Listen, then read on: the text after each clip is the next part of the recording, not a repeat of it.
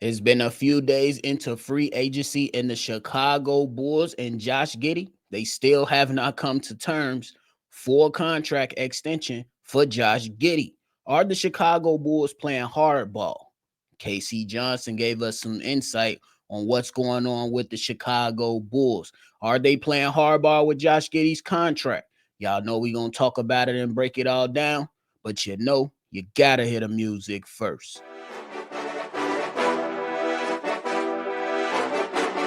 Cognac,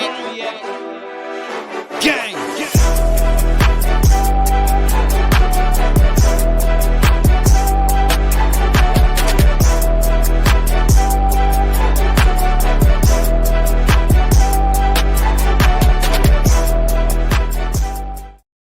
Shot Bulls podcast with the Cognac Boys. I'm Cognac Boy Bobby, and I'm holding it down on another episode over here on Shot Bulls podcast. So if you're tuned in, locked in, and ready to talk some basketball and Chicago Bulls basketball more specifically, hit that like button and subscribe. But hey, my man's Josh Giddey and the Chicago Bulls still have not come to terms when it came to that contract extension that many believe that he was going to get that 30 mil, and some believe that the Chicago Bulls should play a little hardball to see if you can get a hometown discount. We heard a number of things that Josh Giddey was looking for 30 mil, and then we seen other reports saying that he'll take between 120 and 150 on a 5-year deal. So what's crazy, or what's interesting to say the least, is where is all this going? What the hell are the Chicago Bulls doing? So I just want to ask y'all, do y'all believe that the Chicago Bulls are handling this right now in a smart way or in a bad way when it comes to the contract negotiations for Josh Giddey? Here are my thoughts. Now, I understand we came into the season, and before the season even started, Josh Giddey's side, they came to the table. The Chicago Bulls came to the table. They had some discussions, and we heard reports and seen reports that both sides are talking about a contract extension. Maybe the Chicago Bulls threw out a number, and Josh Giddey was like, "Nah, mate, we ain't doing that." And rightfully so. I'm with the brother. Go ahead out there and try to get as much money as you can and see if you can lock up a couple of M's for the foreseeable future. Not necessarily mad at it. So my man Josh Giddey had a rough start to the season, but really came on strong to where it was damn near a triple-double every single night in the second half of the season. For him, you really seen him step up defensively. You really seen him be a lot more aggressive on the offensive side. The three-point shot was falling. He was making plays for other. He ended with a couple triple doubles. And I know y'all remember the Pose versus LA. Ooh, was that an exciting game? That game winner versus the Los Angeles Lakers, and Josh Giddey had that walk-off. I still remember it was like it was yesterday. I was in here going berserk. And I know y'all was too. But it's still interesting to see right now how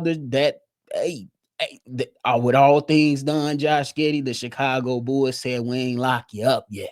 We don't know what's going on behind the scenes, but there's a lot of speculation that the Chicago Bulls might be negotiating from a position of leverage. And that is coming from my man's KC Johnson, pretty much saying that when the Brooklyn Nets went out there and they made their move for MPJ, that really put the leverage in the hands of the Chicago Bulls. And sometimes when you wait, I was saying it all during the season, when you wait, either price can go, but I pretty much was saying today's price is not yesterday's price. And that could either go in favor of a Josh Giddey or that can go in favor of the Chicago Bulls. We know that my man's Josh Giddey wanted that 30M like Jalen Suggs. You can have your discussion about who's better or who's not. I'm not having that discussion right now, but I was just putting that out there for reference to say that Josh Giddey wants his 30 mil because he's seen guys like Jalen Suggs get 30 mil. And I look at it and I'm saying, hey, free agency is here. You seeing guys like Miles Turner go ahead and lead the Indiana Pacers, get him some new money on. You see the teams like the Houston Rockets going out there and getting Dorian Finney-Smith and then trading for my man's Kevin Durant and then re-signing guys like Jabari Smith and you're wondering what's taking so long for the Chicago Bulls. The Chicago Bulls, they move Lonzo Ball, re-sign my man's Trey Jones, and you're like, where's Josh Giddey's contract? Because I was of the mindset that Josh Giddey will be locked in right at the start of free agency, simply because the Chicago Bulls, they could have they you had a window of opportunity of when you can start negotiating with your players on your team, versus if you were looking for a player on another team, you had to wait a little bit longer. So you had ample time to try to figure out what Josh Giddey wants, what you are willing to offer, and what you're willing to give up. But right now, it's looking like, at least from my eyes, the Chicago Bulls might be trying to play a little hardball to see if they can get Josh Giddey on a $22 million, a $24 million. But it doesn't seem like the Chicago Bulls want to hit that $30 million mark, which could be a tricky thing in negotiations. But these are negotiations. Negotiations, they can go either way. They can go for the in favor of the Chicago Bulls. They can go in favor of Josh Giddey. They can go and things can turn bad and things can turn sour. Or Josh Giddey can say, all right, I understood where y'all was coming from. I'm good. I'm ready to be a Chicago Bull for the next 4 5 years. But I am going to urge the Chicago Bulls not to screw this up. Not to screw this up. Now, if you feel like you're in a position of leverage and you can save a couple M's, okay, cool, fine, and dandy. But don't go out there and be disrespectful to this young man simply because when you traded Alex Caruso, and I've been saying it ever since the Alex Caruso trade went down, when you traded Alex Caruso and Josh Giddey, straight up, no draft capital whatsoever. When the damn OKC Thunder have a free stand of draft picks and you couldn't get one, not one, that told me that Josh Giddey should be a part of your future and he will be a part of your future. So let it continue to go. But don't sit there and be disrespectful to this young man. Now, if you have a firm offer and you feel like that offer is really, really good, cool, you can sit on that. But at the same time, if Josh Giddey's like, hey, come up to 25, and you said, no, we're going to sit firm at 21 or 20, I'm just throwing numbers out there. I don't know what has been reported. But if he's saying, give me 25, and you say, I won't, we're going to give you 20, 21, just give him the get 25. Just give him the 25. Like, I get it. You know what I'm saying? Y'all trying to save some money on the back end. But at the end of the day, bro, you traded away a number of players, and to move forward with this new iteration of Chicago Bulls, you need a player like Josh Giddey to run the show as the point guard.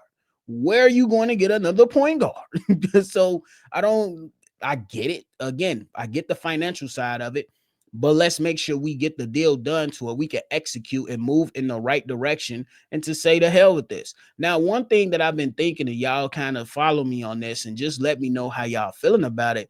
What if the Chicago Bulls are trying to get a hometown discount for Josh Giddey and looking at it as a way to say, hey, if we give him this hometown discount, maybe we could have an avenue to where we could pay Io and Kobe at the same time.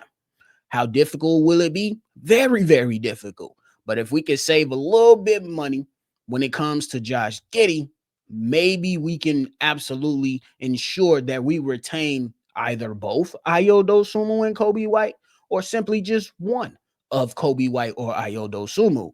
And the way is looking for Kobe White. This man just averaged his career high in points, 20 points per game last season.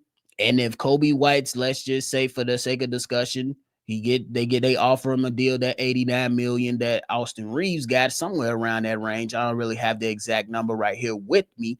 And Kobe White says, hell to the no, no, no. And then he goes in and play a prove a year and upgrades and take another step forward. And now he's a 25 point per game score. Oh, price just went up, Chicago.